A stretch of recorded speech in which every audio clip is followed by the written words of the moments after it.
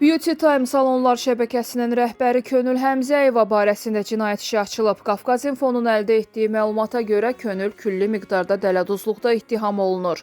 Könül Həmzəyeva istintaqdan qaçıb gizləndiyi üçün axtarışa verilib.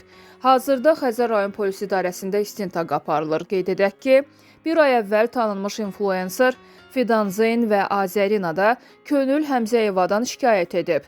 İnfluencerlər Xətai rayon polis idarəsinə müraciət edib və Həmzəyevanın onların 150 min manatını mənimsədiyini bildirib. Sosial şəbəkələrdə əxlaq normaları ilə bir araya sığmayan informasiyaların yayımına qarşı polis əməkdaşları tərəfindən profilaktik tədbirlər davam etdirilir. Tədbirlərlə TikTokda Private SS hesabı ilə canlı yayımda təhqiramiz ifadələr səsləndirən 22 yaşlı Solmaz Musayeva saxlanılıb. Onun barəsində internet informasiya ehtiyatlarında və ya informasiya telekommunikasiya şəbəkələrində yayılması qadağan edilən informasiyanın yerləşdirilməsinə yol verdiyinə görə protokol tərtib olunub.